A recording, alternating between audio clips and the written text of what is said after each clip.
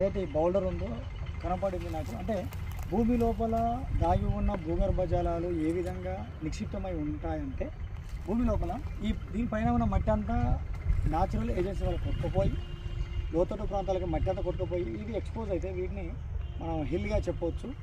అంటే ఒక చిన్నపాటి అవుట్ క్రాప్స్ చెప్పవచ్చు. అవుట్ క్రాప్ అంటే ఎక్స్పోజర్ రాక్ బాడీస్ని అవుట్ క్రాప్ అంటే, ఈ అవుట్ క్రాప్ అనేది గ్రనైట్ అనేది అగ్నిశిల నీళ్ళు ఉండవు.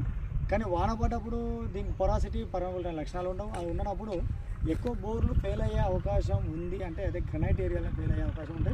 50% అనేది ఎక్కువగా ఉంటుంది. అయితే మరి ఇలాంటి మన బండరాలలో నీళ్ళు పడతాయి కదా సార్ అని అంటారు. ప్రతి మనిషికి ఎంత రౌడీ అయినా, ఎంత ఒక క్రిమినల్ అయినా వాని కూడా మనసు ఉంటుంది. ఆ విధంగానే ఈ భూమి కింద మట్టి పొరల కింద ఉన్న రాళ్లలో టెక్టానిక్ డిస్టర్బెన్స్ జరిగి, అంటే భూకంపాలు, వోల్కానిక్ ఎరప్షన్స్ జరిగి భూమి తన చుట్టూ తిరుగుతూ తిరుగుతుంది.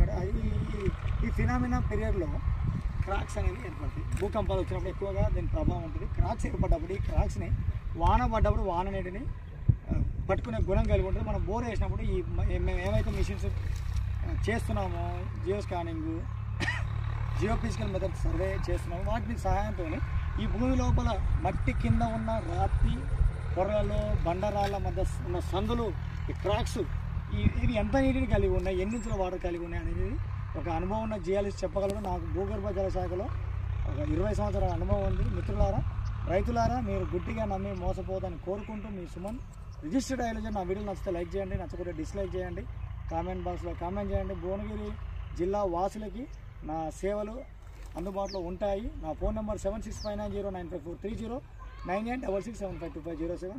Thank you.